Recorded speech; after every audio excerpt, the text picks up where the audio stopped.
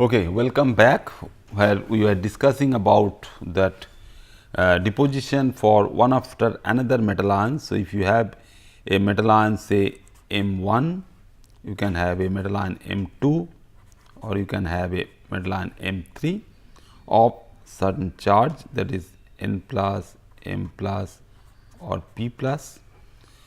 So, all will receive electrons for their reduction, and only thing that you have to monitor the corresponding E half or E 0 values for their electrodeposition. So, how much you have the corresponding selectivity, and we all know that if it is binding to some other groups, that means all these species, if you have a solvent like water, that means in aqueous medium, suppose we are talking in terms of the corresponding deposition of copper 2 plus. So, it is not that you have the copper 2 plus, it will be bound to say 4 water molecules.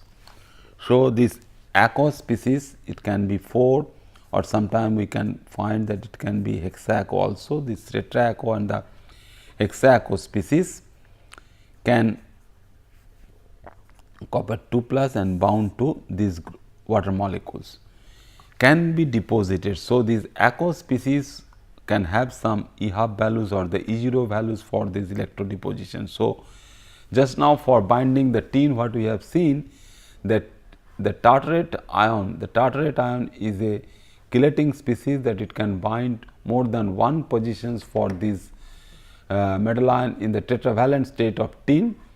So, if we go for typical control potential electrolysis for several metal ions, thing is that we will have only the corresponding deposition potentials are different. These are not exactly your half cell potential values for silver ion to silver, copper ion to copper, but something else, as we discussed earlier, that you have the ohmic potential, you have the corresponding IR drop and all these things. And we can have other elements that can be present, that means the selectivity for this particular species is so good that once you fix the potential at say plus 0.1 volt in acetic acid acetate buffer, because most of these cases we get in the neutral medium, but others are in slightly acidic condition.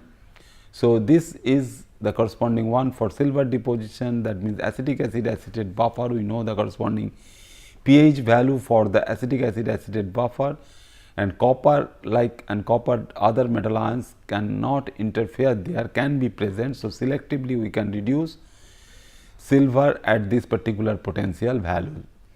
Similarly, copper, bismuth, as I told you, that is copper to zinc and tin basically. So, you see all these cases such as that of your tin and all, you have a different potential values for all these things. So, these potential values, and sometimes you see that the corresponding interfering metal ions are present. So, in presence of all these things basically, we can reduce the corresponding metal ions selectively if we fix the corresponding potential at this value. So, what we get therefore, that your corresponding sensitivity and selectivity is very good. So, if you have that sometimes this you can have also the selectivity. If the selectivity is not so high, and the time required for washing, drying and weighing of the electrode, because it has several complicated steps, you see that you have the electrode, it has been deposited by some other metal ion, say platinum has been deposited by copper, you wash it from the solution, then dry it and then take the weight of the electrode to find your delta W. As I told you, to find the delta W, that means it will tell you that how much metal ion as copper has been deposited as metallic copper on the platinum electrode. So, many of these electrogravimetric method, that is why is taking some time, and if the selectivity is not so high, it is therefore a little bit cumbersome procedure. So, which can be replaced by more useful and more functional form of the method, which is known as the coulometric methods. So, now we will see what this coulometric method is and how the coulometry can be utilized for your deposition or for the complete electrolysis in terms of the amount of charge which is being passed through the solution. So, in this previous case, that means electrogravimetric analysis, what we have seen that you have to physically deposit the material on the electrode surface, then you take the weight of that material which has been deposited on the electrode surface. But instead of that, if we go for the other one, that means the amount of charge during electrolysis, if we are able to determine or calculate or measure the Coulomb count or the Coulombic charges which is being passed through the solution, and if we can go for exhaustive electrolysis, that means the amount of charge which is being passed at that particular potential is basically decaying to 0, as we have seen that the current is decaying from certain value to a 0 value. So, basically this particular method is very much useful to determine exactly the charge which is being passed through the solution. So, what we see in that coulometric methods, that Coulomb we have to calculate or we have to found. Coulomb is in terms of the capital C, we all know. So, this Coulomb can be found as the quantity of electrical charge required. So, we will be now measuring the corresponding amount of electrical charge which will be required to convert a sample of an analyte quantitatively to a different oxidation state is measured. As I told in our previous paper that you have this oxidation of some nickel compound or some copper compound, both of them are in the bivalent state, that means the nickel in +2 and copper in +2 also. And if we can oxidize this compound, it can be a metal ion complex to nickel 3 or copper 3, then knowing the corresponding amount of the compound what we are taking in milligrams say, we can calculate out the corresponding charge which will be required for complete oxidation of this compound to its corresponding oxidized form. That means, the Coulomb count you can calculate theoretically.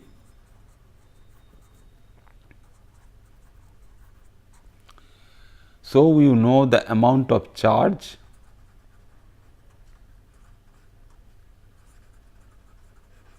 which is required for complete oxidation of the nickel complex to nickel in the trivalent state. So, this basically, so when you go for complete oxidation, that means this will not be there in the solution. So, no more bivalent nickel complex in the present in the solution. So, exhaustive electrolysis, that means solution will have only the trivalent nickel, and the amount of charge which is being passed, as knowing the corresponding Coulomb count will also give you how much nickel is present as its corresponding nickel compound. So, by knowing the corresponding amount of charge, you can find out the amount originally present as well as its purity, that means percentage of that particular sample if it is present with other species within the solution or in the powder form which has been taken to this solution. So, the charge required to convert from one oxidation state to the other, that means whether you are going for a oxidation or reduction, that is known. So, it is the charge which is carried at a constant current of 1 ampere for 1 second. This is the corresponding definition of 1 coulomb we know, and a typical Coulomb charge is the amount of charge required, then again in terms of an indirect way of this defining this, that electrochemical equivalent we know that electrochemical equivalent of the silver metal from the silver ions is known, and that is basically by definition it is the ampere multiplied by the time is giving you the corresponding Coulomb charge, but it is also for a standard process for deposition of silver metal from silver ion, and if the deposition is 0.20118 gram of silver, the charge will be passed is 1 coulomb. So, you have to go for the corresponding use of Faraday's law to find out the corresponding Coulombic charge what is being passed through the solution. So, as we know that the Faraday's law can connect the number of moles of the analyte. Basically, now we are looking for just now what we have seen for your milligram concentration. So, this milligram concentration will now be converted to the corresponding moles of your analyte, because this is your unknown thing which can be correlated to your corresponding Coulomb count for your coulometric methods of analysis. So, now two things will now correlate. It is the Na is the moles of analyte and the charge which is Q or C in the units of C which is there. So, the moles of analyte, because the Coulomb is the corresponding Faraday charge is for 1 mole. So, you have the Na, that means the number of moles of analyte, and the charge. If you know these two things, so we will get the number of moles of electrons in the analyte half reaction. So, we can find out this N, not Na, this N is the number of moles of electrons basically in the analyte half reaction. So, this particular formulation can give you the corresponding amount of charge as well as the corresponding amount of electricity what is being passed through the solution. And when we see that both the potential as well as the current is decreasing with time, so the whole amount we can go for determining in this way, that if we integrate over some time is 0 to 20 minutes or something. So, the integration for that whole path or the whole time will give you the corresponding total charge for that. So, not only the current which is a variable quantity, but also the corresponding time also. So, this basically give you the corresponding Coulombic charge. So, for that particular integration over the time period will give you the total Coulomb charge which is being passed through the solution. So, we basically go for some automatic instrumental techniques, that means how to measure the quantity of charge which is being passed. So, controlled potential coulometry or constant current coulometry. So, these are the two basic processes or techniques we can have. So, just now what we are discussing is the corresponding control potential or fixed potential, which is known as also potentiostatic, because this control, we are controlling the potential for coulometry. So, at a particular potential you go for the coulometric oxidation or reduction, and in other case you can have the controlled current, that means current can also change and you get the corresponding coulometric charge from there.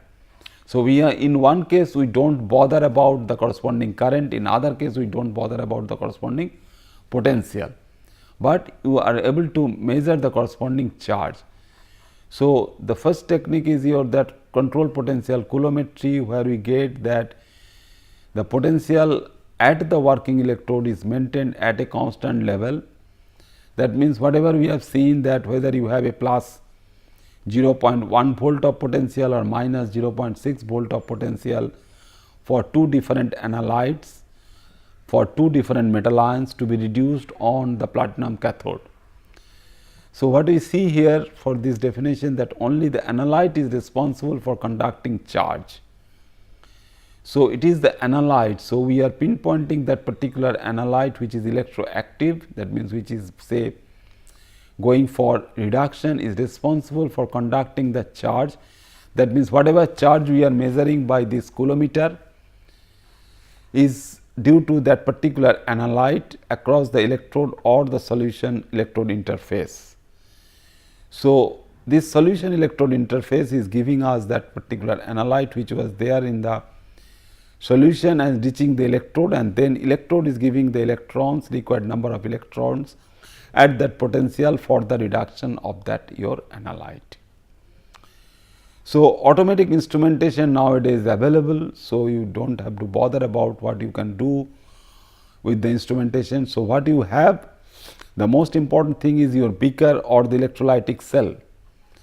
So, which we consider as an electrolysis cell. Then you have what we are measuring is that the controlling the potential made a potentiostatic unit, a potentiostat, a device for determining the charge consumed by the analyte. That means, you have the corresponding coulometer over there, which can automatically calculate out a digital coulometer, we all know. So, digital coulometer can also calculate out the total amount of coulomb to be passed for exhaustive electrolysis in the coulometric cell.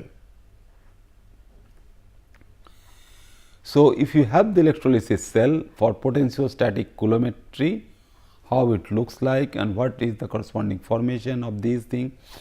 So, we have introduced something that you can have number of electrodes, and that electrodes can have your reference with that of your corresponding reference electrode. So, when you go for this electrolysis and we are basically looking for a coulometric measurement, that means we are going to measure with the help of a coulometer at a fixed potential what we find by the use of that particular coulometer. So, you have the cell, this is the corresponding cell you have in your hand.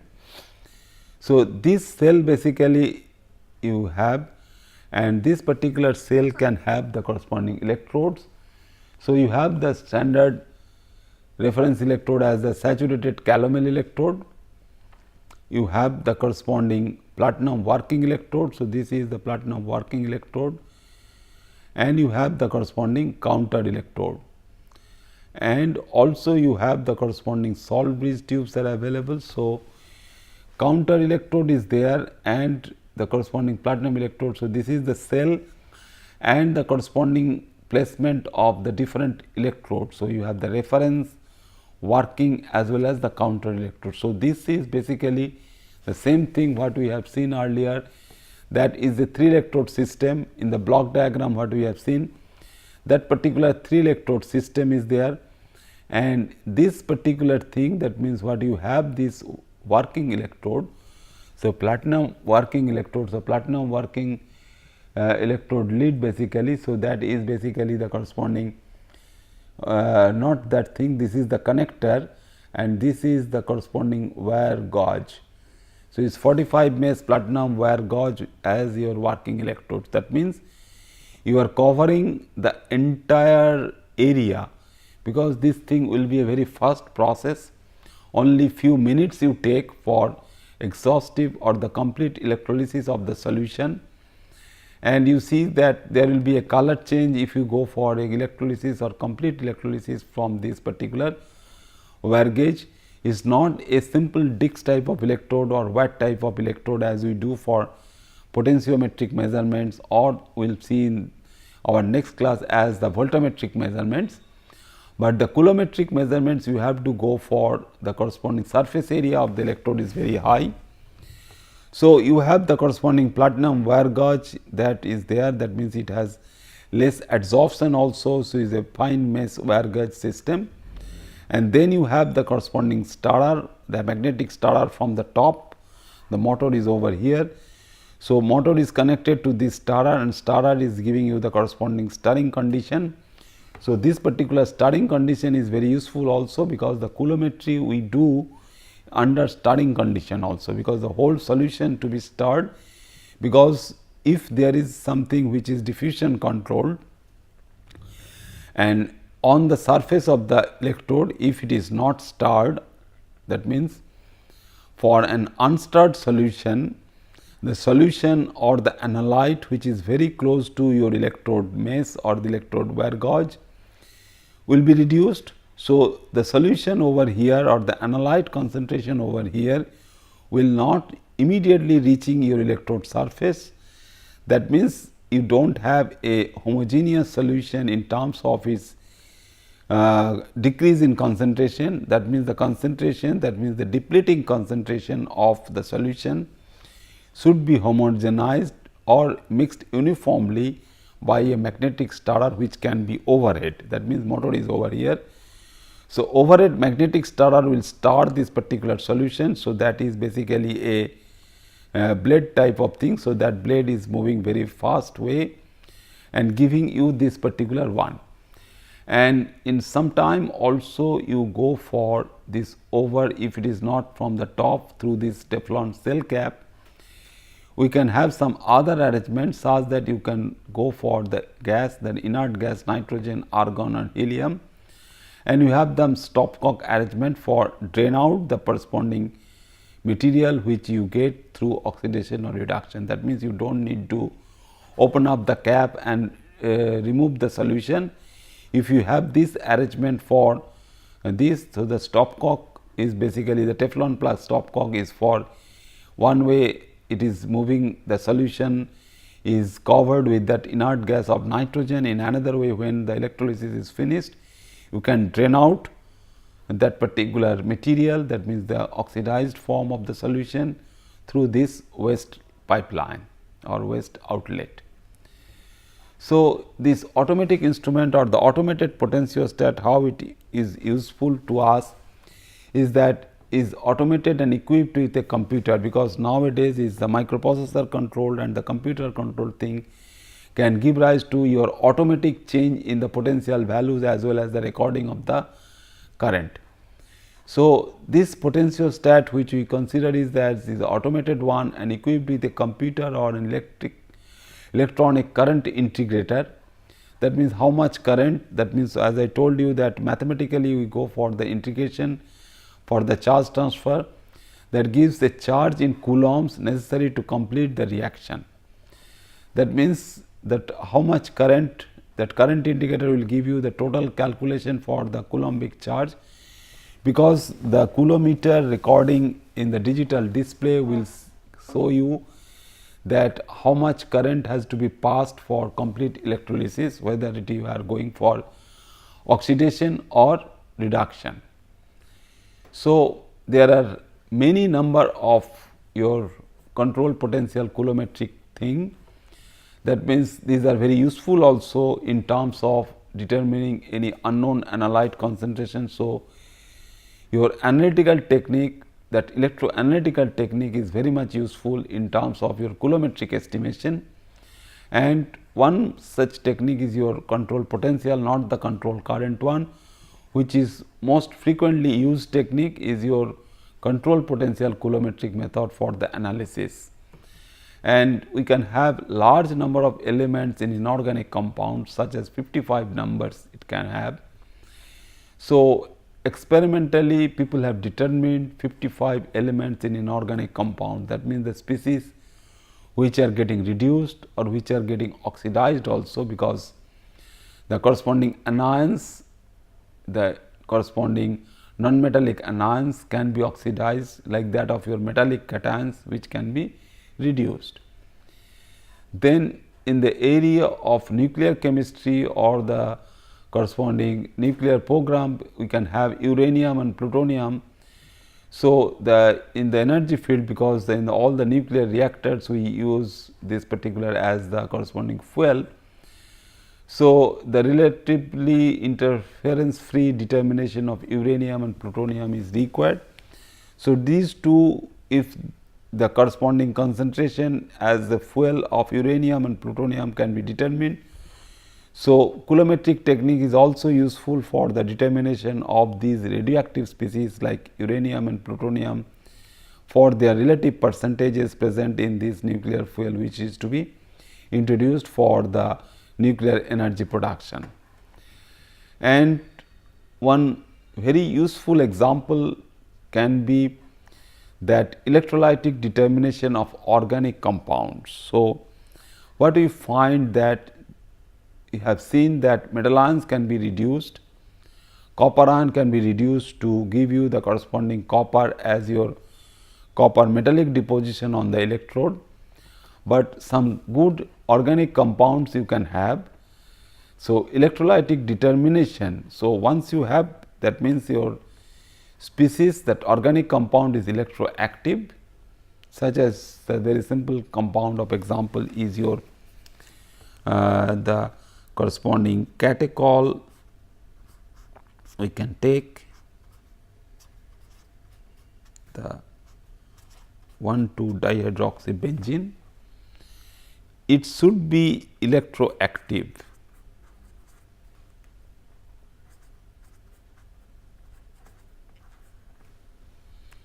That means it should go for electron transfer. So, if we go for this, that means this can be oxidized and you can get the oxidized product as your quinone form. This is quinone. This was your catechol. So, this particular reaction is very useful also for this particular type of electroanalysis or electrochemical determination, because it goes through the intermediate also, which is semiquinone. So, these things basically the number of electron transfer, because this whole process, if it is a 2 electron transfer, we can measure that, and sometime we want to determine the unknown concentration of catechol in any species, because biologically also this is important. Catechol oxidases are there, which are a normal one, and for our different biological species, important biological species such as your neurotransmitter formation or neurotransmitter generation in our body, also in the human body. So, the catechol oxidases are there, and oxidases are useful for oxidizing the catechol, but if we want to know the corresponding concentration of these catechols, which is your analyte, so you go for this corresponding quinone, and if we can measure only the charge transfer, or you can detect the corresponding presence of quinone in terms of its corresponding other property, you can have the corresponding electron transition, that means electronic absorption for this quinone, which is very much specific. So, electronic charge which can be correlated for the corresponding concentration of quinone as you measure or as you determine in terms of its corresponding formed amount of this quinone. So, organic compounds, so different such organic compounds are very much useful for its determination, that means the amount present like that of your quinone and the catechol thing, and sometimes the synthesis also, because the electron transfer what you can give, that means either you oxidized or reduced, because we know that these are the typical chemical reactions what we can perform on some substrate.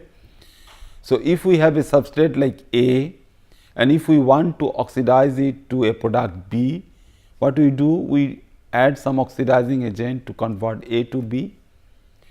Similarly, if we convert A to C by reduction, we use some reducing agent. So, these all we do chemically. So, chemically we can go for oxidation as well as reduction for the production or the synthesis of a new organic compound. But here we will take two examples of this type of electron transfer reaction on organic molecule. One is your trichloroacetic acid and another is picric acid, because these are very useful also chemically and also in some different useful techniques what we use based on your chloroacetic acid and picric acid.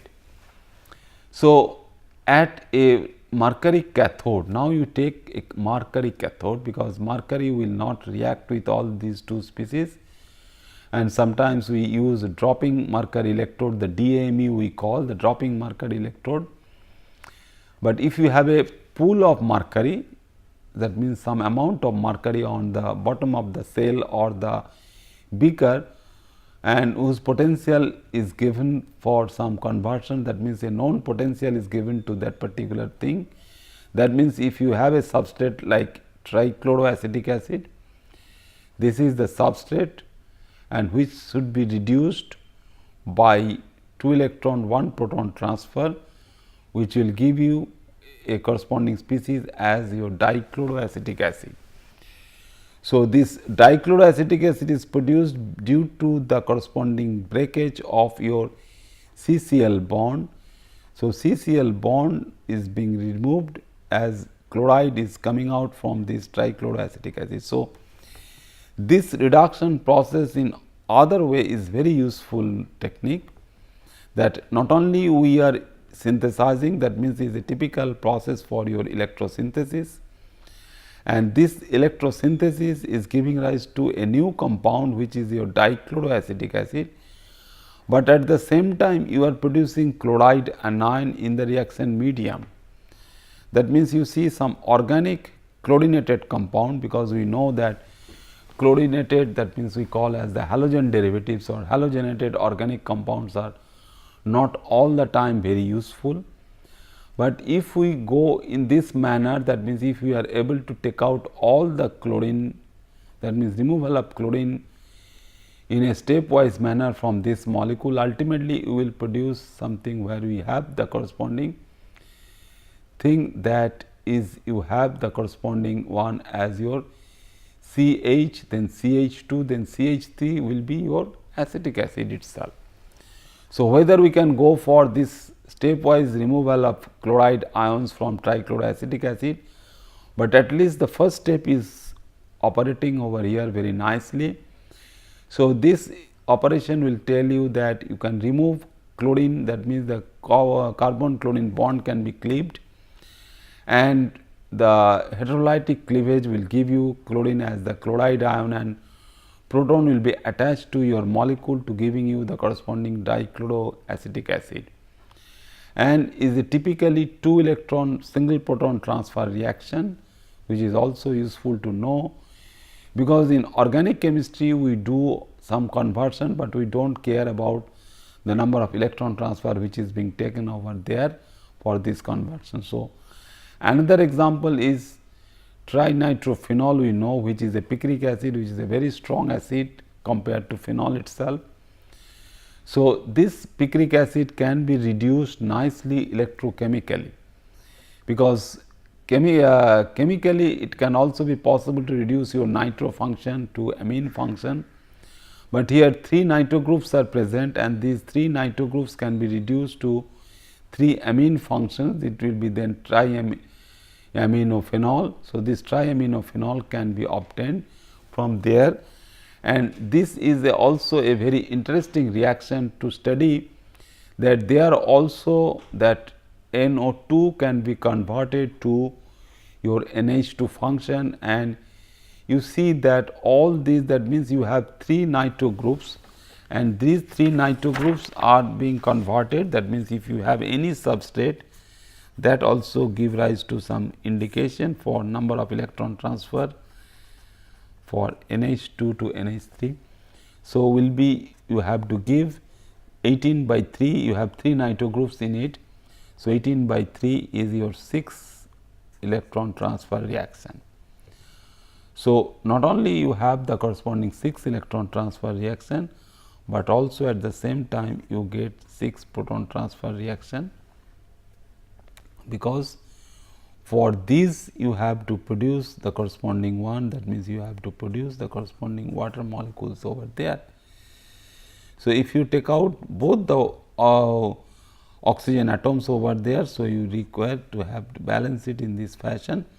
That means 6 protons are going, 6 protons, 2 of them are utilized for your production of ammonia, that amine function, and 4 other are required to trap this particular water production. So, this thing, that means if you just simply write in this way, because while doing this organic chemistry, this we know that the conversion is your typical functional group conversion, and nitro can be reduced by so many reducing agents, chemically available reducing agents can be used for your conversion.